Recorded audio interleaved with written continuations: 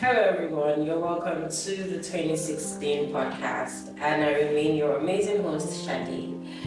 But today I'm not alone. I'm with, I have to be careful what I say, Sha, because I think, these days you have to ask if you're married, if they're married, but I think he's married. Well, that's another gist. Today I'm not alone. I'm with Olise. So, hi, everyone. Olise, love to hear your voice. Okay, hello people. I'm Olise. I know I'm not married just yet. That's what they say. If you've been in my shoes, you know that's what they say. But you're not married, so is there is somebody, a Mrs. It's soon to be Mrs. You know how it is these days, man. Don't look at me that way. So yes, I'm in a relationship, yeah. And I really like this person, yeah. Okay. So I'm keeping my fingers crossed. I'm doing all of the things that I need to do, quote and unquote, as a guy that likes somebody, and hopefully, something concrete might come out of it, Something concrete, guys. Let's put that term in high behind view. Something concrete. Next time we have him on our podcast, we're definitely going to ask him if something concrete came out from me. So you're in a relationship, and I think most times you have your relationships, they evolve into marriage and all that. What's your take on kids generally? Wow. That's like another kind of life generally. While we were kids, we had no idea, how our parents got things done and all of that. Our own was just to eat and make merry and whatever.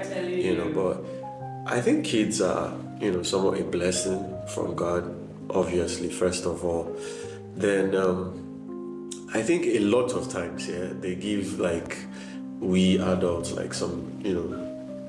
some sort of reality check, Yes. some sense of responsibility. You know that these little ones are helpless, and you need to, help them out and help them achieve their goals and all of that. So kids are cool, yeah. They are cool when they are not stubborn and unruly and stuff. Definitely.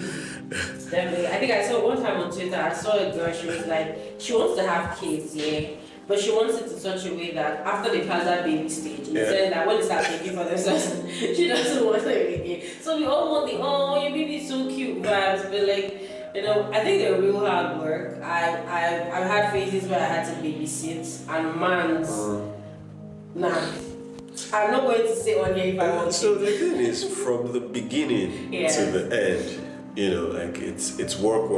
Yes, definitely. From when they are, babies to when, they get older, when they get to our age, it's still work as a parent because you need to keep talking to the kids and all of that. Definitely. So yeah.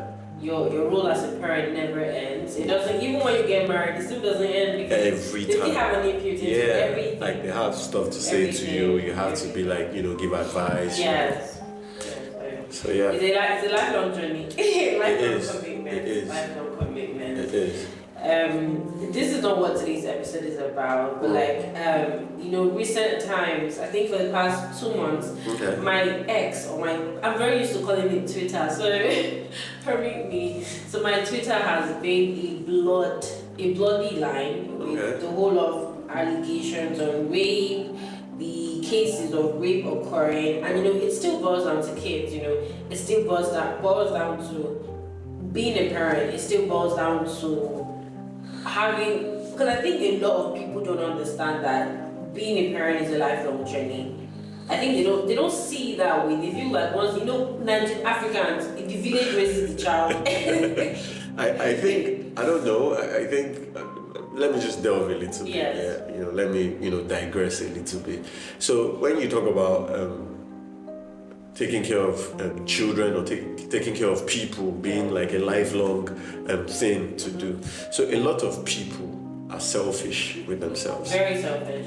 So some persons might not even be ready to take care of anybody. Yes. They're not even ready to take care of themselves. Heck, talk less of taking care of people. So at some point, maybe one mistake led to another.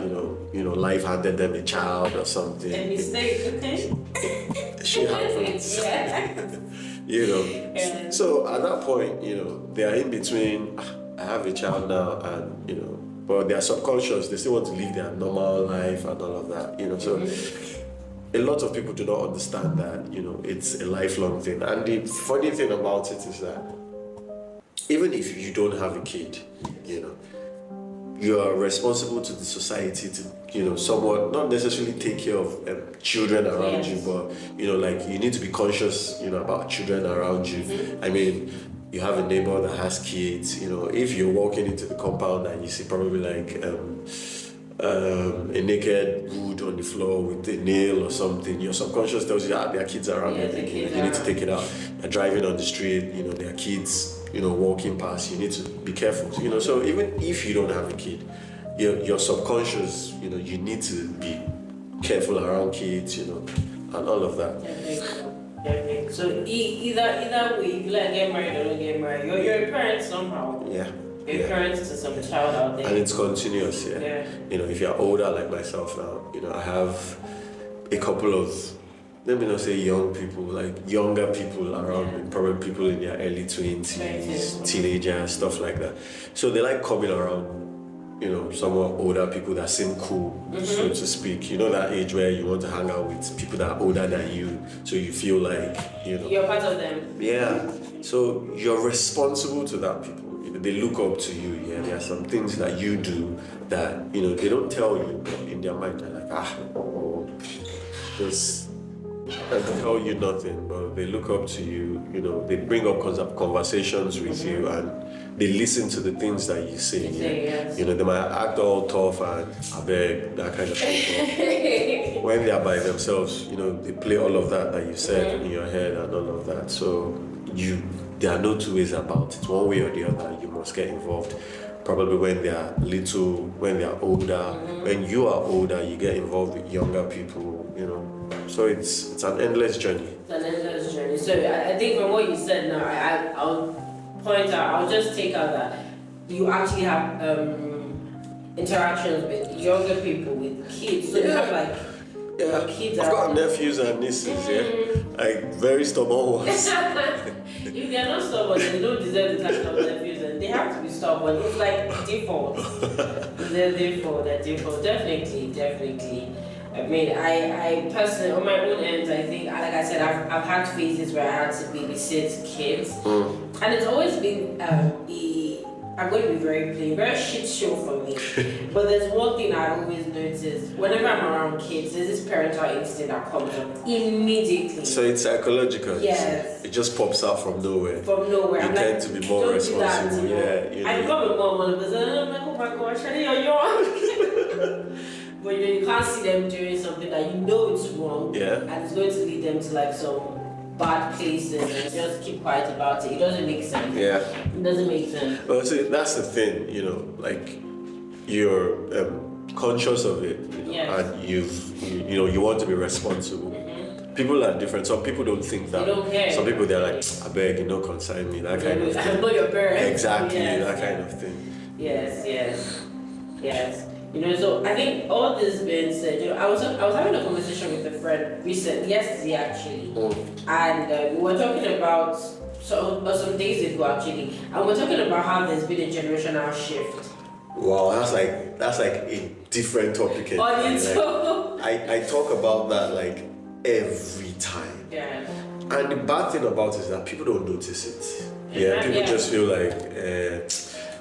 People that's where they bring up words like Gen Z and stuff like that. Like you don't bring up a word to define you being I don't want to use like a negative word personally.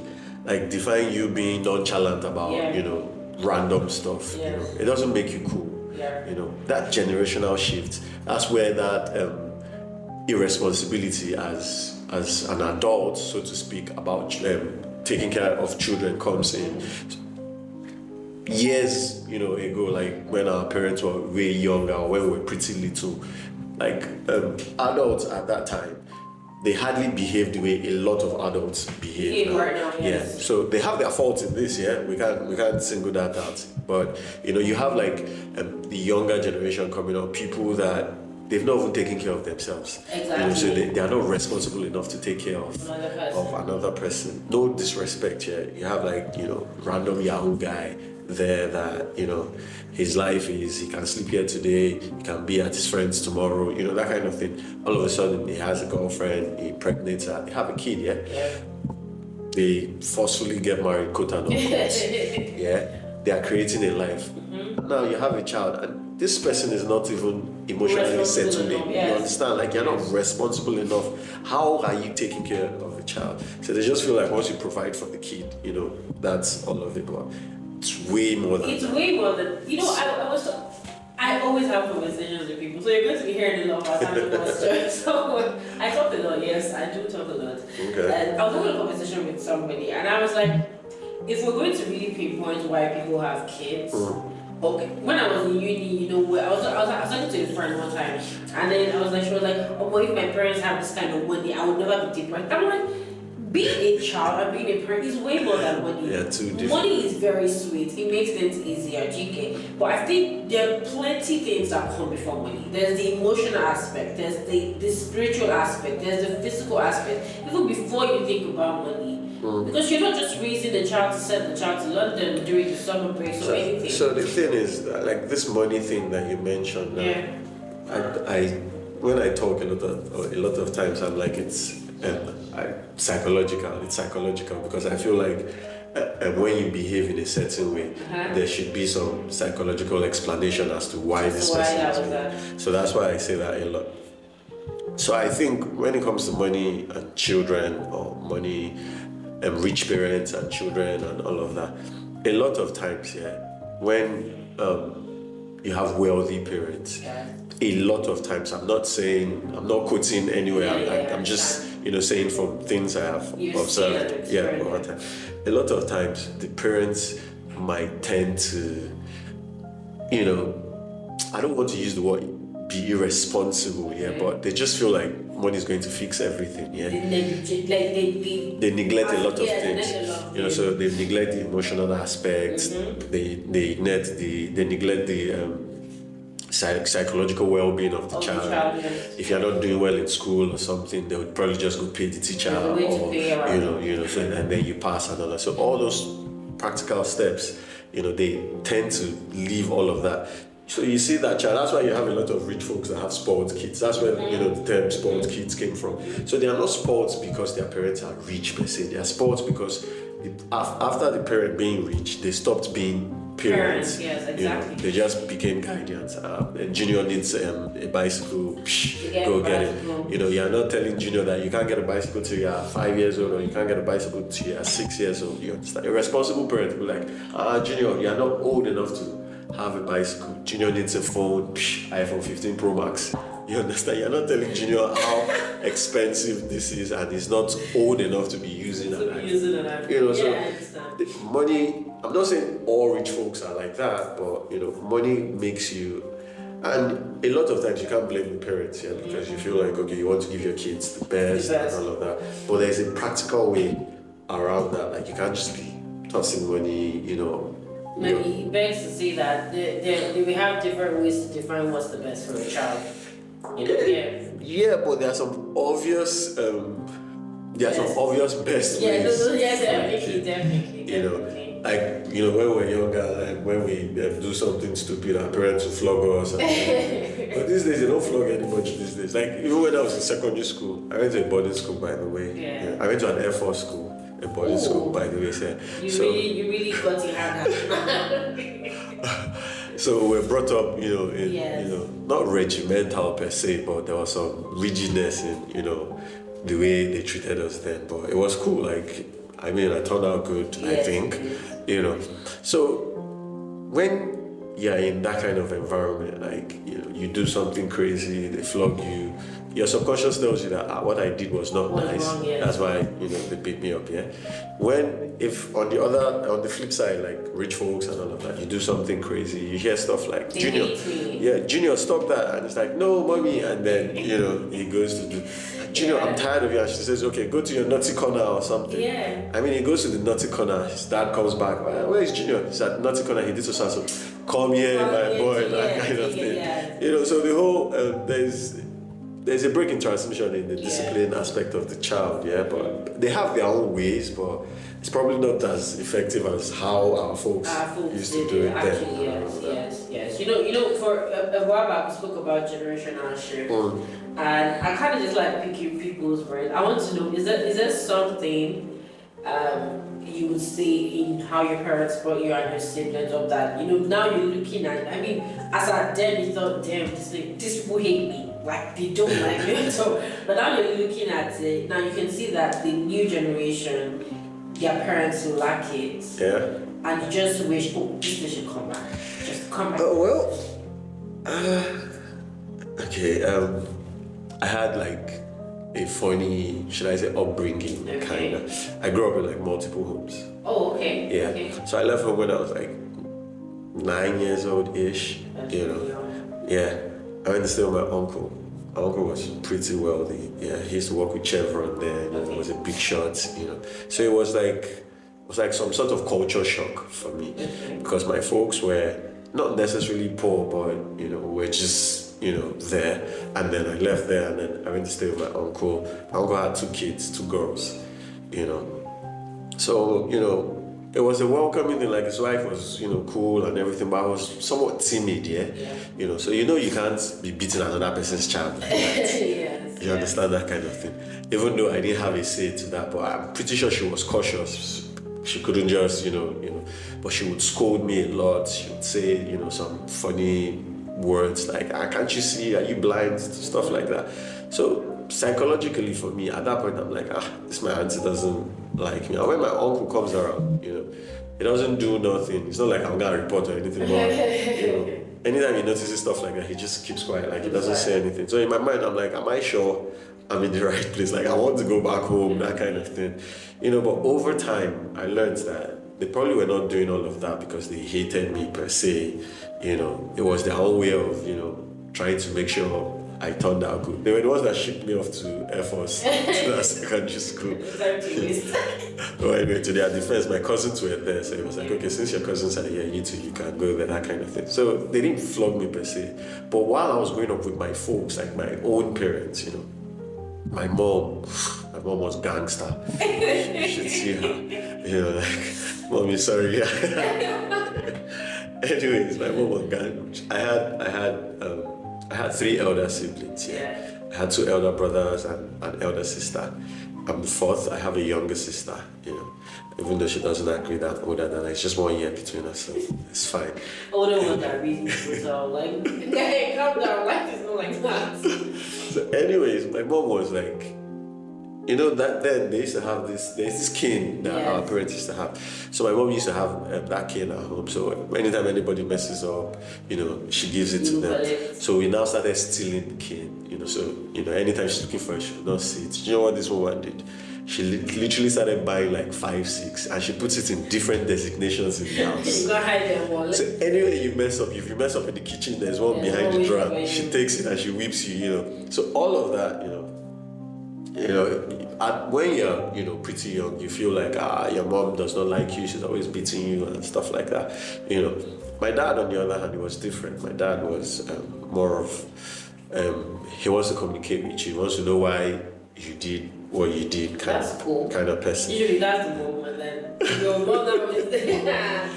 But when he gets upset, it's not nice when he gets upset.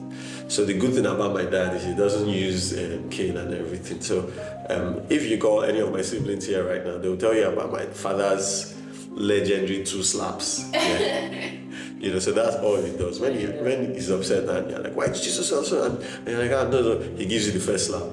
So wait for it. The second one is coming. So even when he'll ask you another question, so while answering that second question, it comes with the second one. Once that second one comes in, man is done. He leaves. 5 minutes later, he buys you ice cream or bananas or something, you know. So I kind of did not understand it at that point, you know, but growing up, you know, I learned over time, okay, this is what these people were trying to do and all of that. I think I gravitated towards my father's kind of approach more than my mom, you know, but I don't know. I don't think if I have kids now, I'll be striking my kids here, but there will be one or two, you know, parts on the board here and there, you know, like just to discipline them. But like the way they were flogging us, that was really violent. 5 kids, 5 different sessions. No, but that's good though, because usually that's like the father's role. The fathers are always the ones that, you know, are ready to use the kids. Mothers are like, don't beat my child, but that makes a woman's gonna stab. That's what we can say. Well, it's in the Bible, spare the rod and spoil the child, yeah. So So just, you know, you would like just say that your parents had a very pivotal role in how you are now. Yeah, they really did. They really did. Everybody I somewhat grew up with, you know, like when I went to my uncles and grew up with my aunt, my uncle got transferred at some point to California. You know, I think I was in SS3 then. No, I think I just repeated a class, you know, So we had this thing. No, I'm not let me explain what happened. Please explain. So we had this thing. There's this exam we do in military schools, Command, Air Force, Nigerian Navy. Ours is JPE, Joint Promotional Exam. Okay. We do it in SS2, We don't do our normal exams in school. So JPE is... they bring questions. It's like WAEC, so to speak. So we do, after we do our JPE, they take our exam scripts to another Air Force school, maybe in Uyo or maybe in Enugu or anywhere. So after they mark it, they bring the scripts back. So when they brought the scripts back, I had a couple of missing scripts, English inclusive, and you can't pass without English. So at that point, it's good that we're even talking about kids and not bringing them. I learned like a really, you know, important lesson at that point in my life. So at that point, my uncle just got transferred to California and all of that. So himself and his wife, you know, there were a lot of logistics going on and everything, you know. So after I had those missing scripts, normally you go home and you meet your parents and you're like, okay, mommy, daddy, see what happened or that kind of thing, and they will come to school and come and this thing. So as at that point, my folks were not even in Lagos. They were in Delta State at that point. You know, so they were not even around. So I got home, explained to my aunt, and see what happened, and then she's like, that was not my business. Talk to your uncle, that kind of thing. I think they were traveling. She was traveling with the kids, like I think a week later. So she wasn't even having, you know.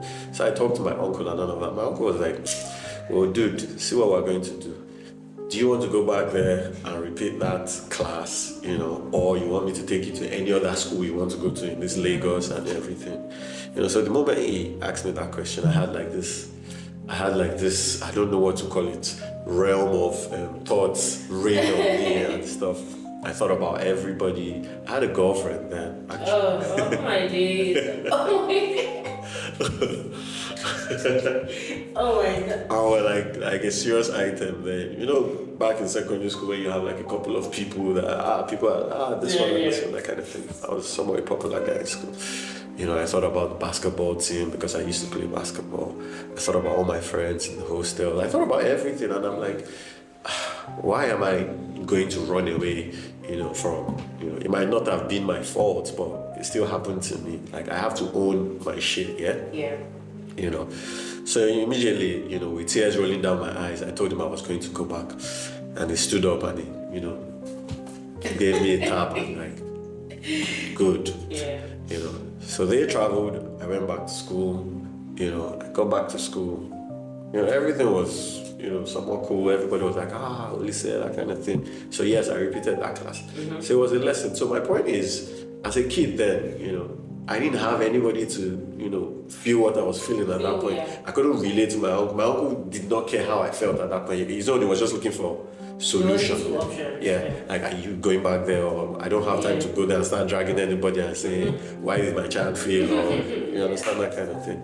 You know, so that's rich folks, normal folks. Exactly, like 2 options: do this or not do that. Like, yeah, I totally get.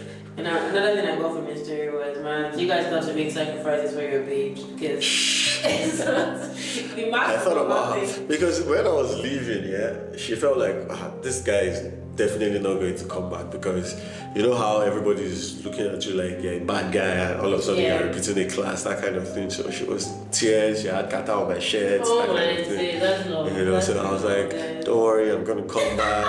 I was just saying that then I didn't know if I was going to come back here, but I did. And she was she was really excited. Was she like the same level or class below? She moved to SS3. I repeated SS2 then. That JP is an SS2 exam. Like everybody does it in SS2. So even when I got back to school, like my the patron for boys hostel, one elderly man, then he saw me and he was like, you came back.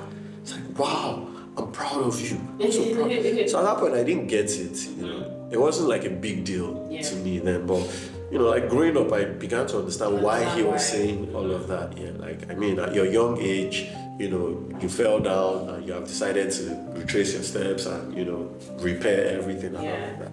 You didn't care about your lousy reputation, in school and all of that. So yeah. Yes, that's actually very nice. It makes a lot of sense, because it's more like you're teaching your child to own your mistake. Yeah, but even if it's not your mistake, but just handle it whatsoever. Get back into the game. The world is not going to be fair to you, so just the funny thing about it is that at that stage I actually got some other accolades, but I didn't just pass. Like we usually have like this all efforts games kind of thing. It's like an Olympics kind of thing where one school will host. Who play basketball and football, handball, volleyball, athletics, So they hosted in my school, while I was in SS2. So I was on the basketball team. I was a really popular player then, So we won gold medal. Okay. So I had that medal. And then I'm a really social person. I was the social prefect then, So I won an award for the best presenter too. So I came home with my results that I failed, with a gold medal and a plaque that says I'm the best presenter. And my mother, like when I saw my mother is like, dude, what are you doing? It's not It would have been better if you were, doing this right and you didn't get this. I wouldn't mind, but So that's just how it is. A lot goes into parenting actually. If it was me right now and my son, came with all of that, I don't think I would, give him like the stick for failing and everything. I'll just, think that okay, maybe this person is somewhat pretty good at this other side. I'll just encourage him to do better with his studies. I mean, you have to fix this first before you can, work with this. But she didn't think of it that way, Our parents were school-minded. Yeah, that kind of thing. She didn't think of it that way. She was just giving me the stick. She was like, so you're going to school to play. That's all you do. Blah, blah, blah, blah, blah. Yeah, they call it play. But I mean, now, see them Ronaldos, them Mbappe's. If they had allowed me to focus on my career, right? No, I always think about this in my life because I remember when I finished secondary school. Damn, I stayed at home for like 2-3 years. Jam was really giving it to me back to back. I'm not even into that because there were days I was just lying on the bed and I'm like, if I just off everything now, like, is it not better? Because you're always here if any smoke, if I laugh, they will bring back. I jam. You cannot manage jam. So it was very annoying, it was very traumatizing. And I remember at the time I was like, you know what, let me go to culinary school, learn how to cook, learn how to be all chefy. And then there was like, nah, you that's can't not do what that. you're going to do. I want you to go to school. It was a very terrible outcome. But I think we said something about generational shift. We're going to, how you said you're going to look at your son different. Yeah, it's going to be different. Basketballer and a little D and E here and there. And then you just have to push him a little bit. Yeah. You have to fix this before you can, be good with this. Yeah, definitely. I think it's just our society generally. I think it's an African thing, we don't concentrate on skills, and abilities and stuff. we just want you to know how to solve x minus z plus this. Once you can do that, everybody say, this guy is smart and everything. You can be smart in multiple ways. I mean, kids have like dynamic minds. Like you have no idea what kind of things that kids think of.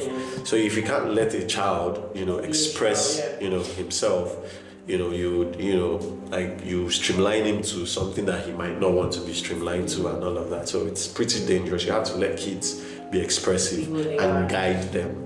That's just. I read it somewhere that the child's mind is an imaginative world, and the more you keep on downing them, putting them down, kill their spirit. You kill their spirit. Right? So that they don't want to do is science is not wrong. You get my point. Like, let a child's mind grow. Let it be wild as it wants to be.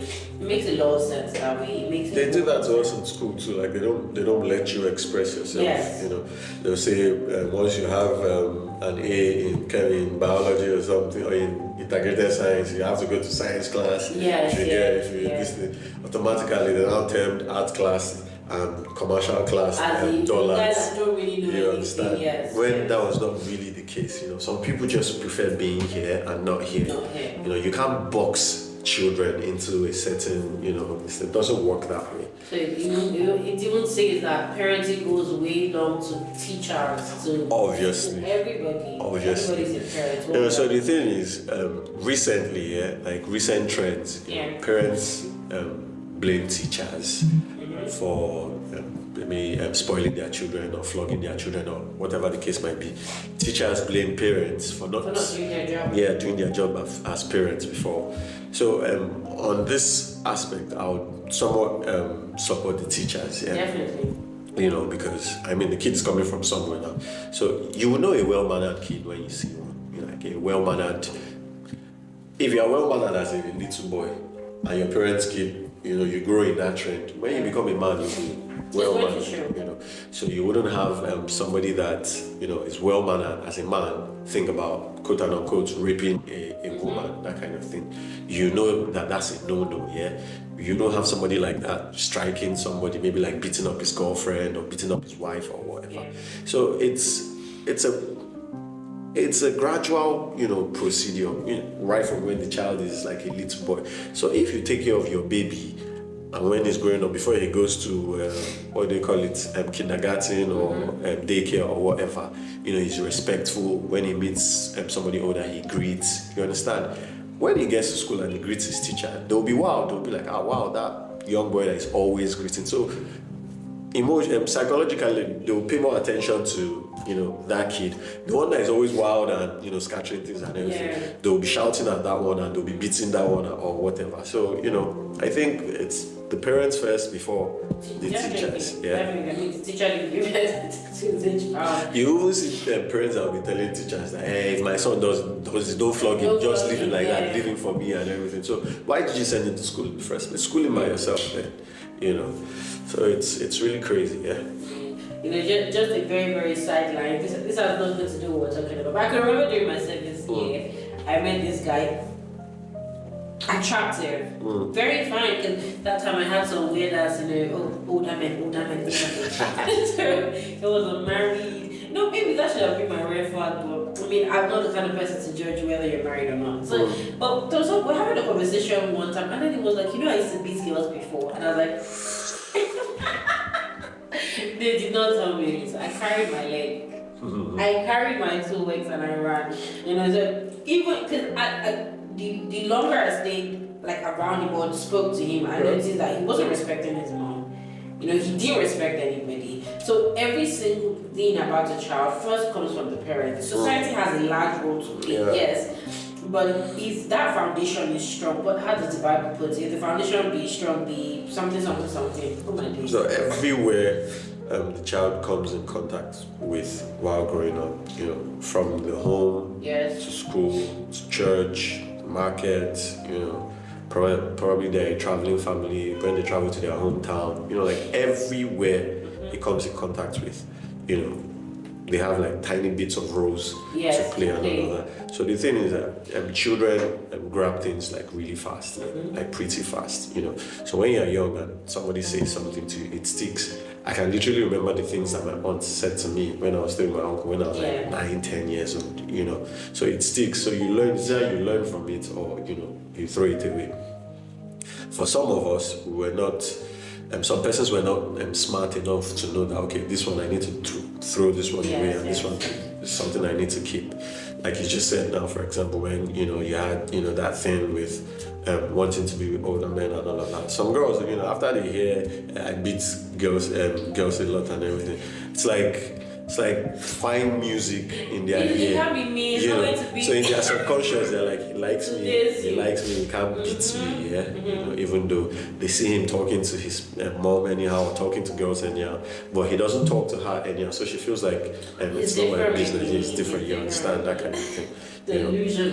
So it's that same person that will grow up and meet like a random guy that is not treating her well. Yes. And she's killing herself to be with him and everything, and she keeps crying every day, and she'll be like, and my boyfriend, this one, that one. And nobody needs to tell you these things. Yeah, it's a practical thing. You learn like right from when you're small, guidance from your parents and all of that.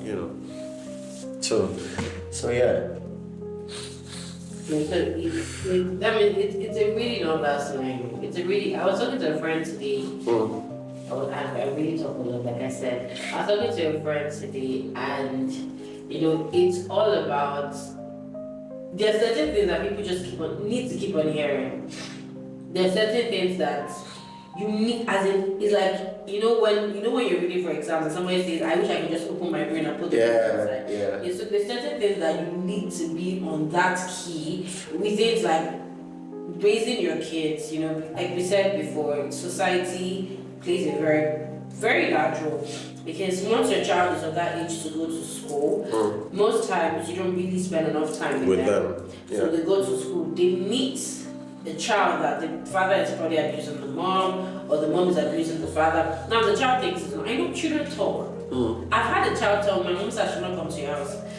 So I know they say it so lightly, like I'm not doing anything wrong. Yeah, she doesn't think, or he doesn't think of anything. Yeah, I'm like, I'm not doing anything wrong. My mom said I should not take anything from anybody. Like in my head, I'm like, you can fancy what your mom said, but they're kids and they just say it very, very. So do you know that like the best set of communicators are actually kids? Yes. Like they know how to communicate. Big time. So the thing is, when you're with children, you need to bring yourself down to their level. You need to be like a kid. They'll tell you like literally like everything that you need to know. So a lot of parents do not communicate. They just feel like, Junior, don't do that and everything. So for that child that told you, my mom said I should not come to your house. If you draw her close and you be like, why now? I will not play with you again or something. And she's like, it's because of Auntie maybe did so and so, that kind of thing. So you already, know why and everything. So I think the only thing that new generation parents, so to speak, like might be getting correctly is I think they communicate with their children a lot more than our parents did communicate with us and everything. So I already have that thing in my head that I feel like when I start having kids, I would always talk to them, talk with them. So there's a difference between spending time with your kids and actually communicating with them. Big difference. So shortly before my father died a couple of years ago, I think 2019-ish. Yeah. So I just started having this urge to want to spend more time with him. And because of work and all of that, I'll say, okay, I'll go and leave XYZ time. I wouldn't go, that kind of thing. So the only times I spent with him, myself and my dad would sit out. We had like this bamboo kind of setting in our house in my hometown, So we'll sit there, my father will gist for a while, he'll drive, we'll go and buy food. And from Delta State, we do a lot of starch and banga, catfish, So he'll drive, we'll go and get it, we'll come back home, buy palm wine. So when I start talking like, I'm talking to your friend. He tells me a lot of stuff about family history, why so and so person did so and so, that kind of thing. So it was pretty easy. at that point, for him, probably because he felt like, okay, this person is already an adult now, I can communicate him. I tell him about my own challenges, you know, he asks me why I'm not married yet. We talk about, you know, random stuff, and it was really cool. You know, so that's how I picture myself being with my kids, you know, when I start having kids. I want to have that kind of closure, especially when and if they are girls, because, you know, girls need a lot of attention, You know how girls tend to say stuff when they really trust you with the things that they say, so if I have a daughter, I want to be my daughter's quote unquote best friend. I want her to tell me, you know, whatever. I want her to tell me how you know, she has this thing for older men and all of that. And we can talk about it, and I can tell you, you understand that kind of thing. I want her to tell me shit. I want her to tell me about Lekon, you know, Bolaji, whoever, you know, Emeka, whoever, that kind of thing. I'd be like, okay, he did so and so. So I can tell her what to do. I'm the guy here, so, you know, I know how, you know, we think, so I can, you know, guide her and be like, okay, when he does this, do like this, try this, do like this, and everything, you know. And when it works, you know, she'll be excited. She'll come back and she'll be like, Daddy, see what happened, blah, blah, blah, blah. So when they are closer to you, you know, you have them on a leash, like you can, you know what's happening in their life. You know, when they want to take any decision whatsoever, you can, you know, guide them and all of that. So that's why I said it's a continuous, you know, thing. Imagine my father at 70-something years old, you know, was having those kind of conversations with me, you understand, trying to let me know what and what not to do at that stage in my life and all of that, you know.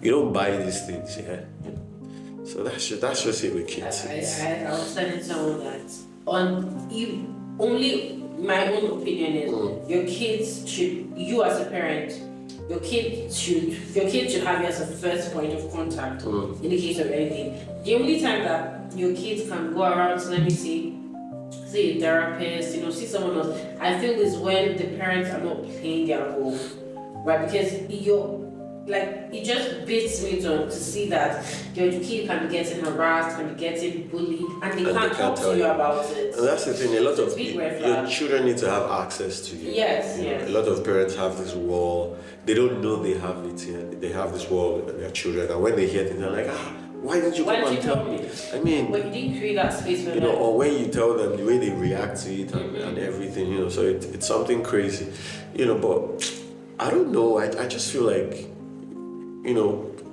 younger people are beginning to understand this, you know, and, you know, they're having, you know, conversations with their children. I think it's psychological in the sense that, you know, when we were younger, we didn't have that. So we're trying to create that for younger people and everything. And I think it's a good thing, but it's really challenging because, okay, so there are this younger set of guys, you know, my friends, relatives, that come around his place, and I go to his a lot of times, you know. So they are probably like in their teen years, I think like 19, 18, 19, 20, 21, you know, ish. You know, so, you know, when I go through their status and see some things that they put out there and everything, I just put my hand on my head and guy, you know. And when I see them on ground, you know, casually, I'm like, I see that this is like, bro, you know the thing. I'm like, oh God, I don't know anything. He's like, why you talk like that? So I just say joking, I'm like, why would you, you know, do so guy? You know, it's more beginner, you don't know, say. So we laugh about it, but I pass the message across. Yeah. You know, when you tend to be forceful with them, they tend to withdraw. They withdraw from you. So we just laugh about it and all. Sometimes if, you know, they're around, you know, we share a drink or two, and, you know, they're excited that they're sharing a drink with, you know, you and so in all of that, you know, you pass your message across, you know. So it's really, it's fun, you know, being with younger people, trying to put them, you know, through. It's fun being with older people and listening to their stories, and, you know, they're telling you how, you know, life has been, and, you know, the path to take and all of that, you know. So I think it's life generally, like, you know, kids are, you know, family. So when they grow up, they have their own family, you know, they have kids. So children, you know, it's life generally. But do you think that the younger generation is going, so I'm going to put it this way, do you think the younger generation is going to have an issue in the sense of they're going to reach that gap, like they're going to close that gap so much that creates, so you know, sometimes how we're afraid of our parents. Do you feel that the younger generation is going to close that gap where kids are no longer afraid of their parents, and then it might lead to a slight level of, or maybe to say maybe disrespect, which of course is going to come back into the society as kids that were not raised properly. So the thing is, I think we are shitty parents anyways. Our generation. I think we are really shitty parents, to be sincere. But there are obvious reasons for that. I'm not saying there are not good parents out there and none of that. I mean, I visit my brother a lot and I see the way he treats his kids and how he raises his kids and all of that. My brother's eldest is I think Jason should be like 12 or thereabout. So my brother was very ill recently, and his wife took him to the hospital and all of that. So Jason literally took care of his 2 younger siblings for like 2 days, and I was really proud. I was like, wow, you're old enough to do that. So I think, I don't know, I don't want to call it disrespect, yeah? I think it's the way you do it that would breed disrespect. There's a way you would, for example, let me use myself for an example, like in the office now, maybe I have like this supervisor, maybe like my head of operations or my line manager or something, and he's a really playful person, comes downstairs and gists with everybody and play. That person is your boss, yeah? So no matter how playful he is with you or the kind of laughs and everything you guys have, your subconscious tells you that that's my boss. Yeah, you need to be respectful. So that's the same approach parents should use with children. Like, you can draw them close, your daughter can be your best friend, you guys can talk about whatever, but you do it in a way that she still understands that I'm the father here and you're the daughter here, that kind of thing, so there'll be some level of respect. So the thing about that is that when you're doing that with your kids, you're not going to do it in a way that you make your spouse the villain in the whole story. A lot of parents do that. They're close with their children, and then probably the other parent is the bad person. This thing. So there's a way you would do it. It would never lead to disrespect. There's a way you would do it, and it will always be disrespectful. I think I gave that Yahoo Boy example earlier. So I want to use them as an example. Probably you're a nonchalant person, you smoke and drink in your house. If you have kids growing up, you shouldn't be doing that around your kids. You can do it in your privacy or whatever, but not where your kids are. So if you have probably like a 5-year-old or a 6-year-old and he or she sees you smoking and drinking, one day they're going to smoke. Yeah, they look at it like it's a cool thing to do because my father does it. So when you're not around, they pick up that habit. So even when you're talking, to them, you're communicating with them and everything, their mind, you're like, I beg, they smoke, they smoke, they drink, they drink, that kind of thing. So there are some things that you shouldn't do around your children, and there are some things you shouldn't say, to them, I think when you can do all of that, you would know how to, keep disrespect out of the. If you're at home with your wife and then you're raising your voice at your wife every time, your daughter is seeing you raising your voice at your wife, and then maybe one day she raises her voice at you and then you're shouting back, your daughter might just be like, daddy, what is enough now? Every time you're always shouting up, you understand that kind of thing? So there are some things you do that will obviously breed disrespect. Definitely. So that's it. Definitely. Okay, so even as we round up now, there's been a very, very, very big ass wave about people that do not want to have kids, right? So because I can remember one time I was on X, and then this girl was talking about how she's so happy to be a dog mom. By the way, I do have a dog, and that was why that woman told her son not to come to my house, so that the dog would not bite. And then, because I always try to tell them, my dog is very friendly, but we're Nigerians, every dog is an animal. First of all. So there's this rave about people not really wanting to have kids. So some people come from the religious line. No, God told you to go to the world and procreate and all that. But what's that one thing that you would? Let me just assume I tell you now. Let me assume I'm your babe. So he says, babe, don't worry, I'm not his babe, just calm down. Let me assume I'm your babe, and you're from the point of view that, okay, you want to have a child. And then I'm like, I don't want to have a child. Let me see, maybe I'm dealing with trauma from my parents, So what's that one thing that you think you can't tell me right now that's just going to change my mindset to be like, okay, let's give this a try? Well, with situations like that, there's no one thing that anybody will tell you that will make you want to give it a try. Yeah. It's multiple things, multiple actions. Yeah. So if you really love somebody and then they are I don't want to have a child kind of person. First off, obviously, you need to know why they do not want to. Yeah. That way you can talk them around it. So you just don't, chase her away or, that kind of thing. You need to try to encourage. Yeah. I mean, I love you and I want us to have kids and all of that. It might take 2 years, it might take 3 years, it might take 4 or 5 years, but she might, come around. Some might not want to do it because of the process of childbirth and all of that. So if she's, of that, I mean, you guys can adopt a kid. I mean, that's an option.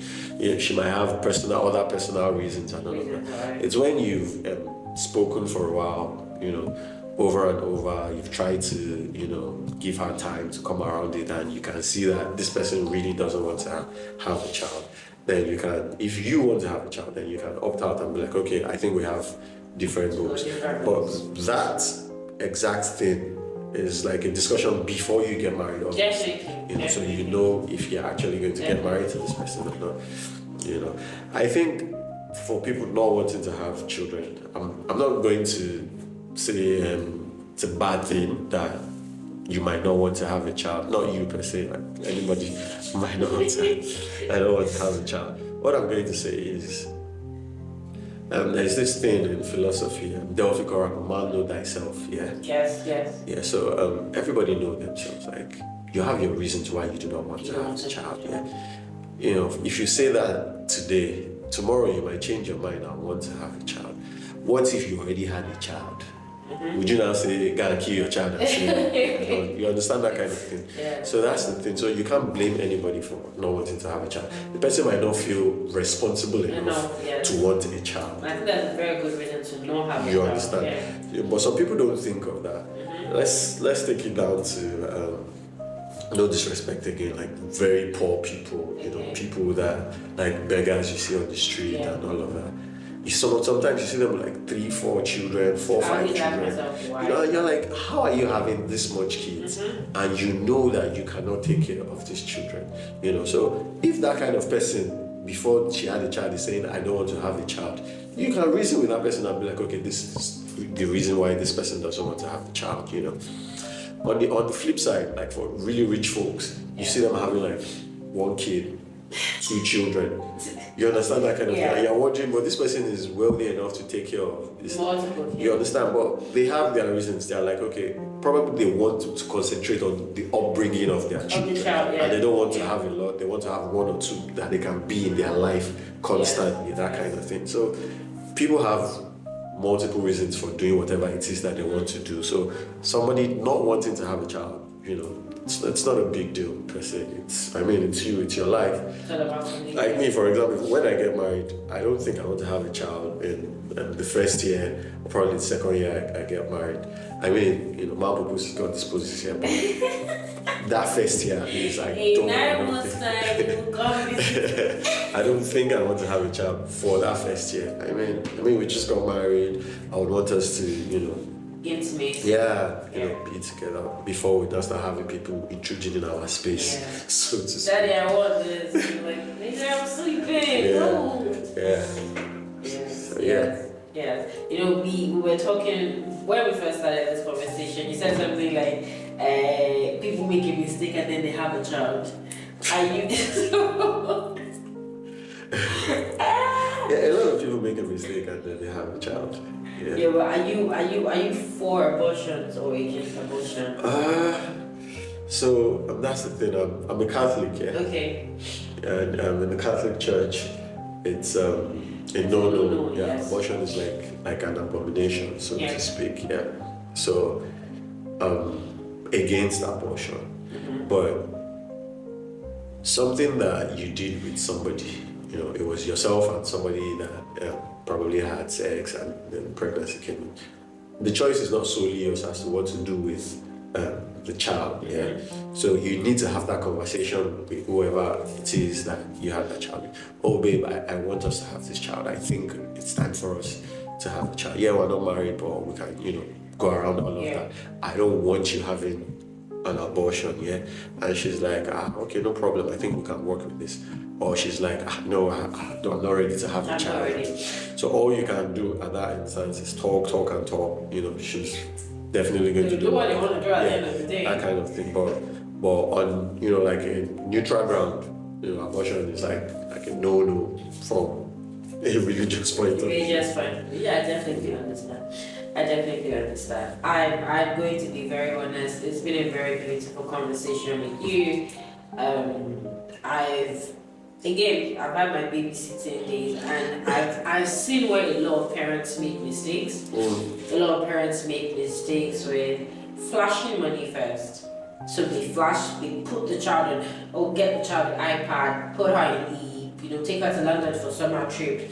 But a whole lot of parents, and I think with parents, that's why I had to ask you, is there not a line that will be drawn where kids start being really disrespectful with this whole be very close to your parents? But I think a lot of parents misunderstand that give them whatever they want. Do you understand? So my child wants to go to London, my child feels like somebody in her school is dressing better than her, and I'm making it a competition to make my child look like. For that, I think it's psychological for that. Like every human being, it's a psychological thing for human beings. Every human being would want to give whoever he or she loves everything. Like, just like how you give your everything to stick with your baby. So how somebody meets a girl and is like, I'll give you my world, you're my world, I'll give you my world. Yeah, so what they mean by that is like whatever they have access to, you have access to it.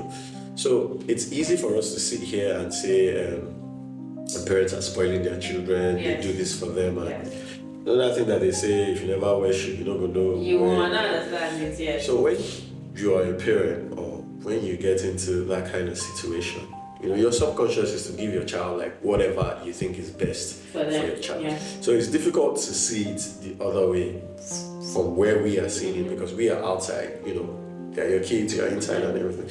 So yes, when people have, the means, they want to buy the iPad, they want to take them abroad to school, they feel like in all of that, they can still discipline the child. Yes. You understand? So it's difficult for you to tell a father or a mother that want to take their kids abroad to school and be like, no, don't take them now, it's not time. They'll spoil them there or that kind of. You begin to think that this one does not want something good for my child and all of that. But some persons, like in all of that, they know when to do what to do. Yes. You understand? They know when it's time to get the child this. They know when it's time to take the child abroad if need be. They know the schools that they need to take the child to and all of that. That kind of thing. So, like I said, these things are not things that, they teach in school and all of that. So the way your own parents brought you up, you obviously pick a leaf from them. Yes. You see your friends, their parents, you see like other people, your colleagues and all of that. You pick here and here. So that forms your own, mentality on how to be a parent and all of that. You even learn a lot while being a parent. There are some things that nobody tells you until you have a child. Because you're going to have children that are different. Yeah. You're going to how to handle A, that's the thing. Yes. So it's a continuous process. Yeah. This has been a very beautiful episode. It's been a very beautiful conversation with you. I'm not going to lie. I really enjoyed this. I think what I've gotten from you is your mom was a gangster. You get. But one thing I've gotten is what I think I like about what you said about your upbringing is you didn't necessarily look at it from just one side. Yeah. You try to understand why is this person reacting this way and why should I receive it. Well, I didn't understand it then. I had to do some growing up before I started putting one and two together and all of that. Yeah. So that's how I look at kids now. Yes. So I'm not jumping like when they do something like, why would you do that? Well, yeah. So I'm chilled. I'm like, I know this person messed up, or if you begin to shout at this person at go, like this person will not understand the message that you're trying to pass across and all of that. So I'm chilled. So a lot of people, around me, they'll be like, why are you still talking to this person? This person that did so. But you need to draw them close first and make them understand that what they did was not good. Yeah. That way, they can relate with you and all of that. They'll be like, okay, I know say I mess up and everything. This one. So when they're in that same situation the next time, they think about, all that conversation. All the conversations you had. Not all of them, Shabo. Some of them. Most of them. Yeah, they think about it before they do it again, if they do it again. So yeah, that's pretty much it. And yeah, I had so much fun talking about. I like to talk about stuff, random stuff. Yeah. Because a lot of times you wouldn't randomly think about kids, family, and whatever. But when, like now that we're talking about it, you touch so many aspects and you begin to think about it. Oh wow, okay, we can do it this way, we can do it that way. So I like talking about stuff. So it's a short thing that we're definitely going to have you again. We're definitely going to have you. Yeah, most definitely. We're definitely going to have you again. Session, yeah.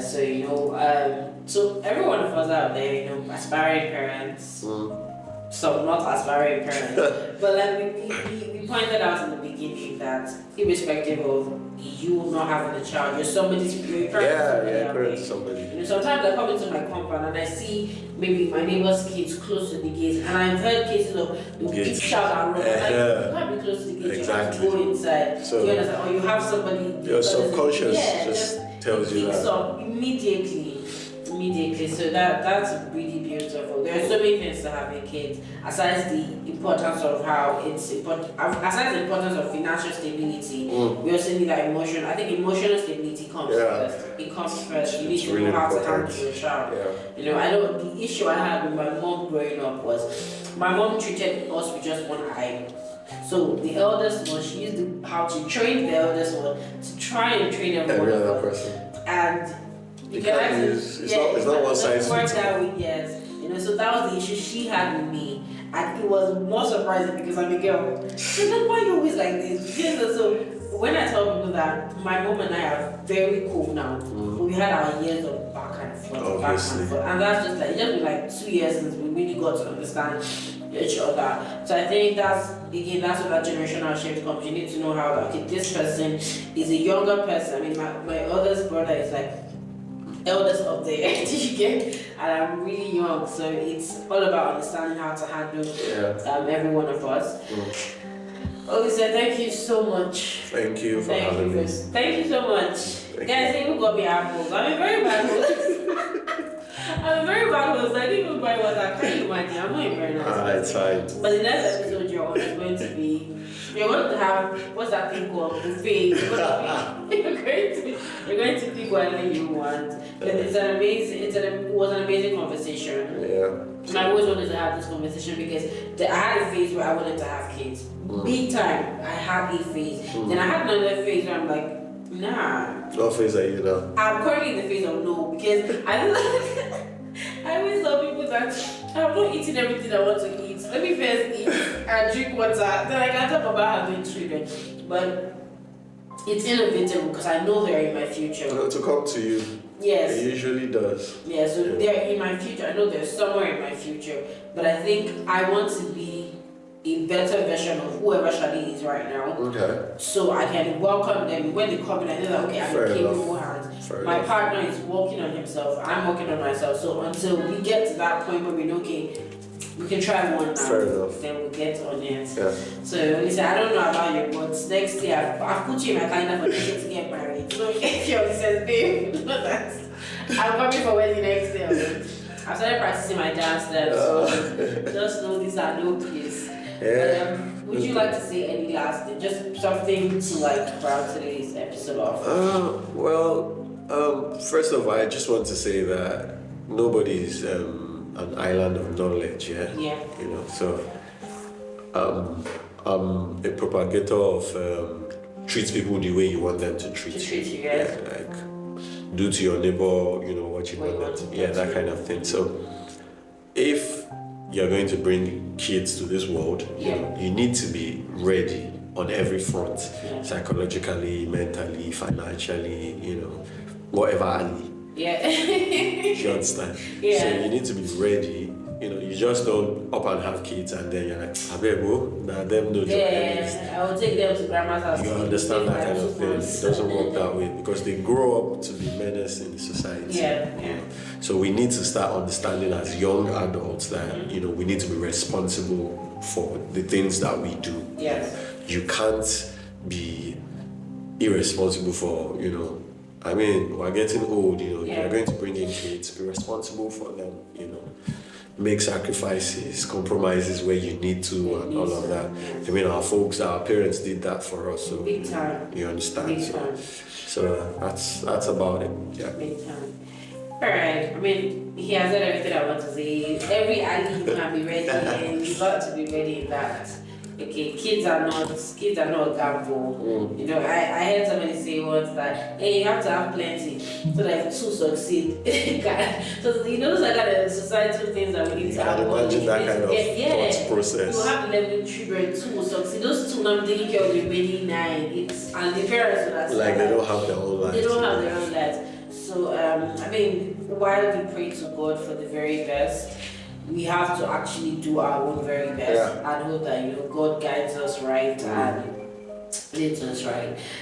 So everyone, thank you for listening in. This is, by the way, this is like my longest episode ever. Wow. Ever. I'm a very short. I'm a short babe.